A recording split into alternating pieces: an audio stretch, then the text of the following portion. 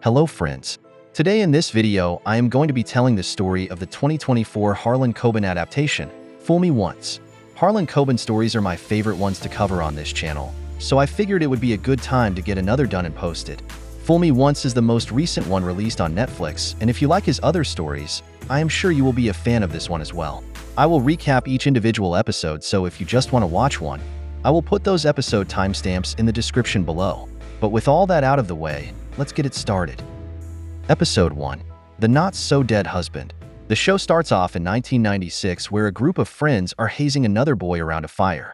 We then jump to present day where we meet Maya Stern, who is attending her deceased husband, Joe Burkett's funeral. He was shot and killed.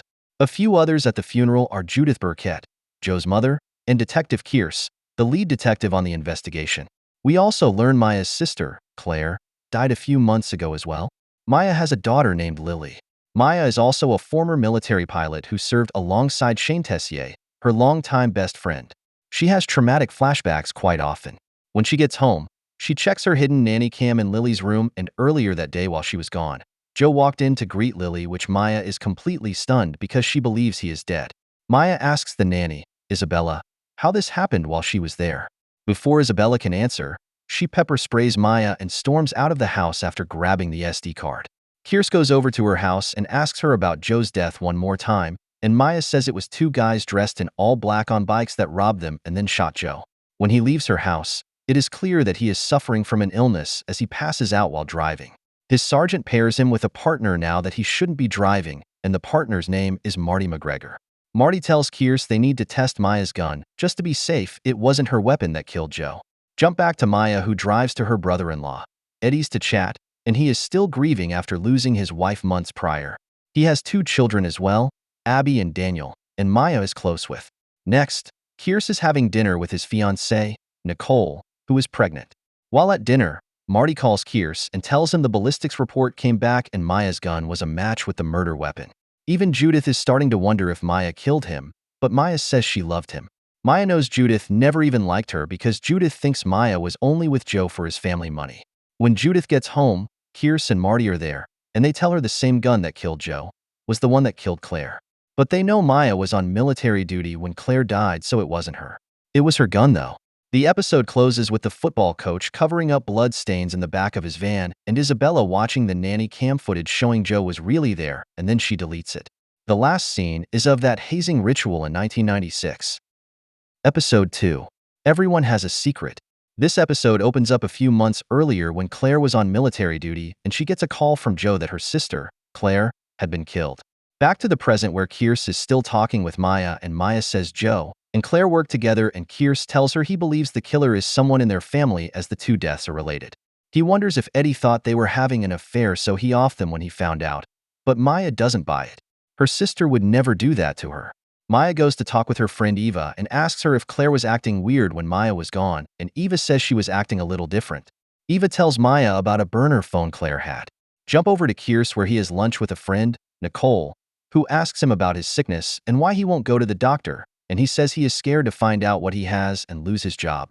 Maya goes to Claire's house to look for the burner phone, and it is dead when she finds it. Eddie then catches her and tells her to leave. He's clearly not dealing with Claire's death very well, and he has resorted to excessive drinking. Maya checks out the phone a little later, and all calls were made to an arcade.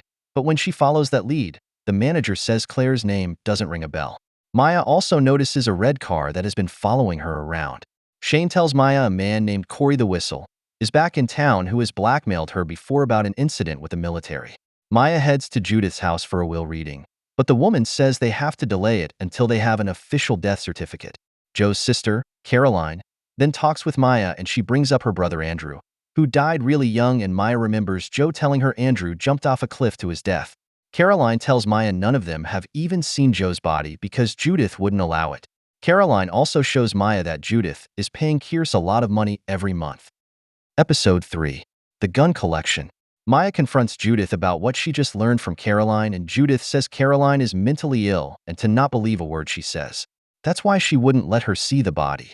Abby and Daniel found some old pictures in a box and learning about their mother's childhood.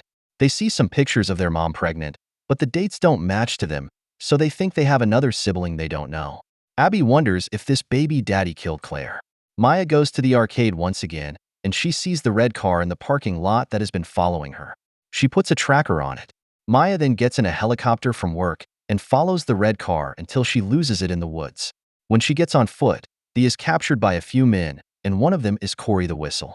He then takes her to his little cabin.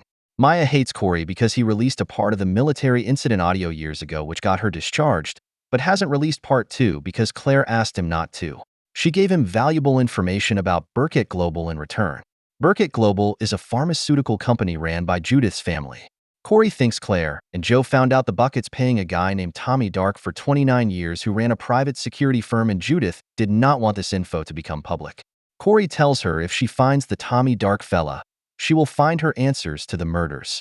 Maya goes looking for him, but doesn't have much luck.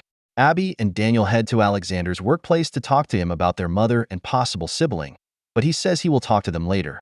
Maya tells Shane she believes Tommy Dark is related to Andrew Burkett's death 30 years ago and asks him to look into it. Marty finds out one of the bikes Maya said robbed them that night is registered to the soccer coach, the one with blood in his van earlier. The episode closes with Abby going into Alexander's apartment to talk. Episode 4. Tommy Dark. Shane meets with Maya to tell her what he found out about Tommy Dark.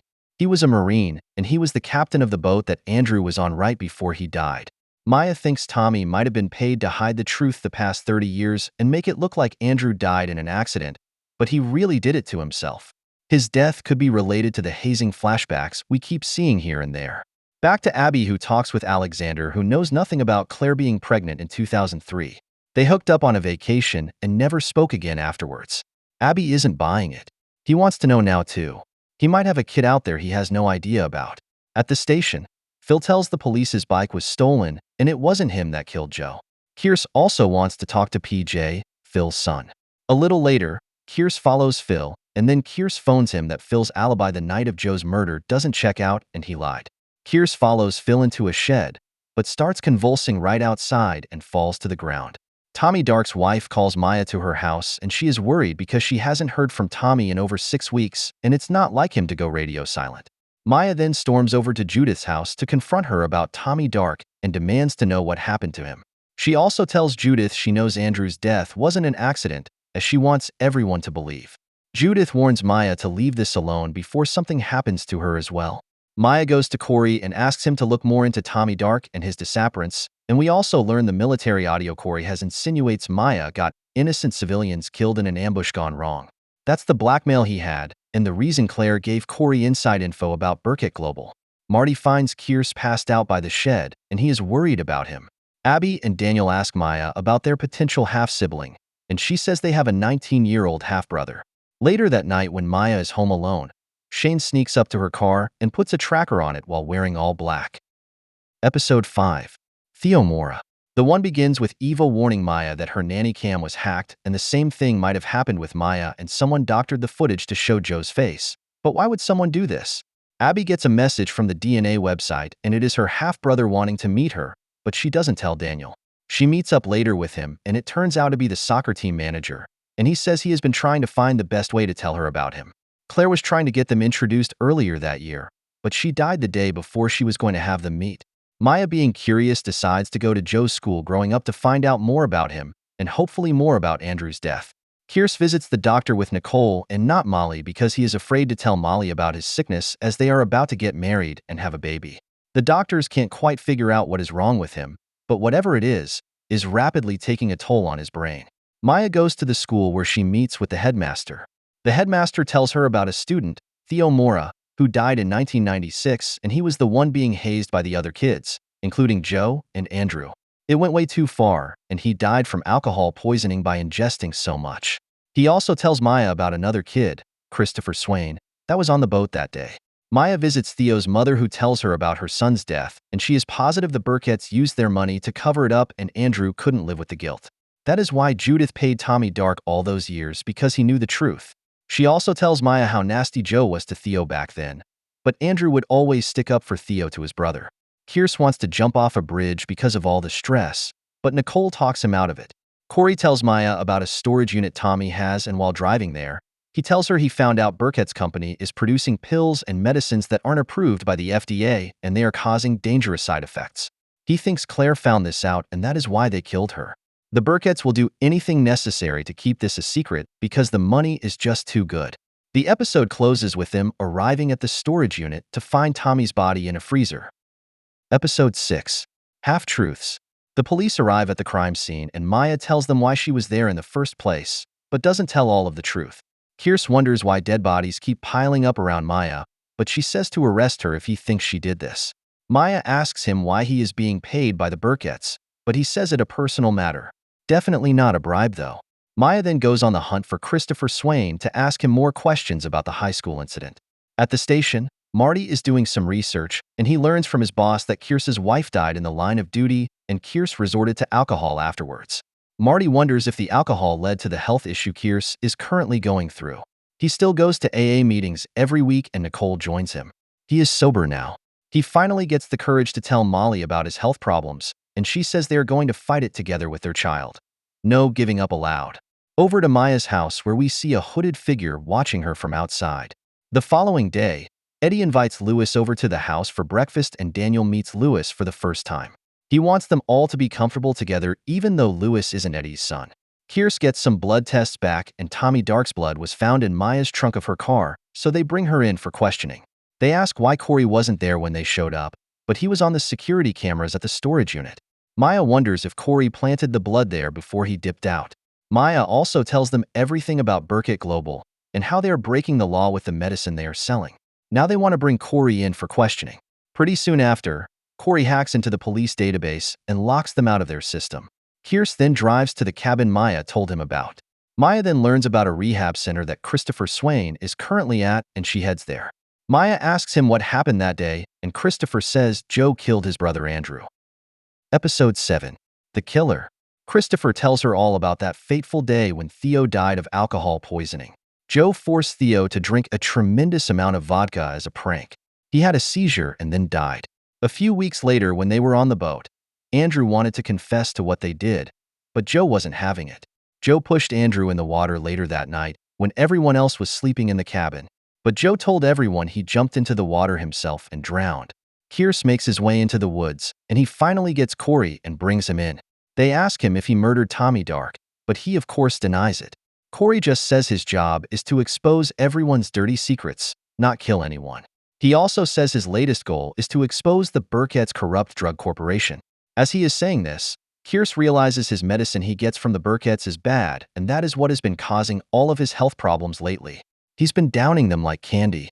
We also learn that he has been hallucinating Nicole this whole time as a side effect as she was the ex-wife that died in the line of duty.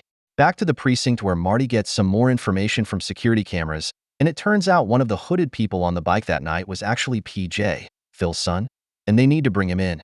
They find him, but he runs to the top of a building trying to get away.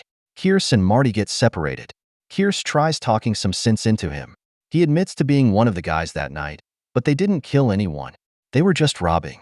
Kierce then gets dizzy and PJ tries to help him, but just ends up falling off the building himself. He survives though. Kierce is suspended for hiding his health status. On his way out, Kierce tells Marty about Burkett Global shady business deals. Back over to Maya, who has confronted Isabella and Luca about the nanny-cam footage and wants to know the truth. Isabella admits to creating a deep fake video with Joe's face on it. They were just following Judith's orders because Judith thought Maya killed Joe and wanted her to feel all of the guilt. Shane then shows up and asks Maya what the heck she is doing.